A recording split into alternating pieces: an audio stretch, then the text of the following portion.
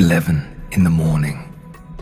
A 20-year-old boy named Ashok was wandering through the streets of Agra, searching since morning for just one shop. Suresh Radio. As he took the last sip of his tea and was about to catch a bus home, suddenly his mind went blank because the shop in front of him was the same one, Suresh Radio. He nervously walked inside the shop. There, he met Suresh's wife, Uma, because what he found out next left him speechless. Suresh had been murdered 5 years ago. Ashok's head was spinning, but now it was Uma's turn to faint, because Ashok was about to reveal that Suresh didn't die. He was reborn, and today he's just a 5-year-old boy named Titu. Reincarnation. Some believe it, some don't. But after hearing this story, I can say for sure, your perspective on reincarnation will completely change, because this incident shook the entire world. So was this really reincarnation, or was it someone's conspiracy? Because the most shocking thing was, Titu was born even before Suresh was murdered. So what's the real truth behind all this? My name is Suresh Verma.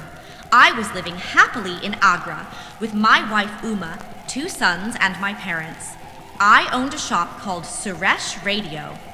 One evening, while returning from the shop, 2 unknown men suddenly shot me dead and ran away. I know who my killers are, and I will only reveal it to my family. These are the exact words spoken by a 4-year-old child. His name was Titu. Titu was born in the Singh family in Badgaon, 8 kilometers away from Agra. He lived with his parents and 6 siblings. He was the youngest of them all. Titu started speaking clearly by the age of 2. Usually, parents are happy when their child starts talking. But here, the situation was the opposite.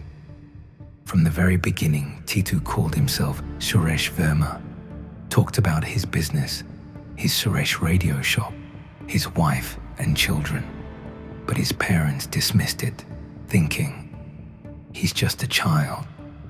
As years went by, he began talking about his murder, which deeply worried his parents. Soon, these strange stories spread across the village. Some said he was mad, while others believed he was possessed. By the age of 5, Titu's behavior was that of a grown man. He constantly said, I want to meet my wife. I want justice for my murderers. Hearing this every night, his eldest brother Ashok finally decided he would go to Agra and clear this illusion once and for all. But when he reached Agra and met Uma, Titu's illusion turned into reality. When Uma heard everything, she didn't believe a single word. In fact, Suresh's parents refused to accept it too, because Suresh's murder case had once gained a lot of publicity. They thought maybe Titu's family had just memorized the story.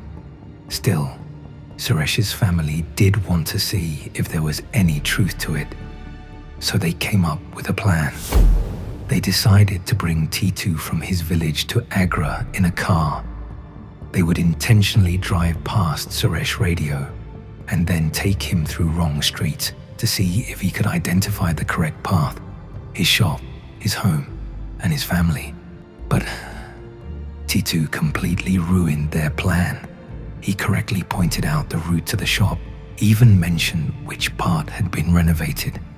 He described the way from the shop to the house, every single detail.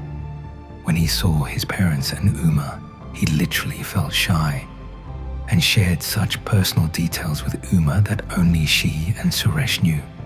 Everyone in Suresh's family was stunned. Now came the turn to expose Suresh's killers. But would the police believe a 5-year-old boy? Would any court accept a reincarnation case? And most importantly, Titu was born before Suresh's death. So how could this even be reincarnation? Just as these questions piled up, a new character entered the story, Antonia Mills, Ian Stevenson, a world-renowned reincarnation researcher. Surprisingly, the media's coverage of Taitu reached Antonia Mills, who became curious and began researching the case.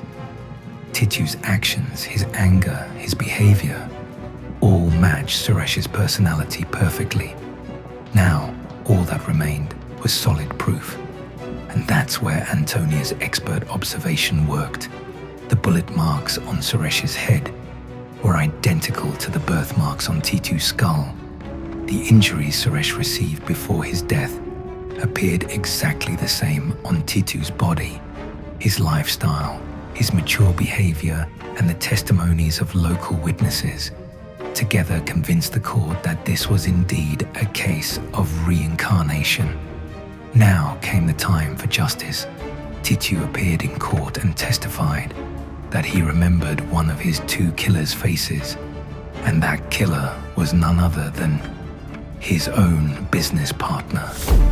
The police arrested the accused based on Titu's statement. Under pressure, the killer confessed his crime, and both murderers were punished. And after all, the Suresh murder case was finally closed.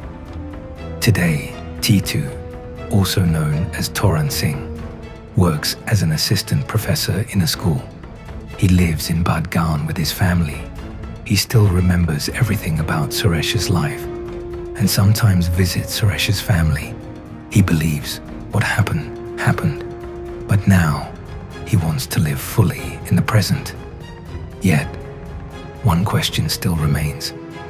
Titu was born before Suresh's death, so how could it be reincarnation? Even the court found this a mystery. But Antonia Mills provided an explanation in her report. She used a term, Pakaya Pravesh. It's mentioned in Hindu mythology. It means a soul entering another living body. In this case, Suresh's soul entered the newborn child, Titu. But then, what happened to the original soul of that baby? Where did it go?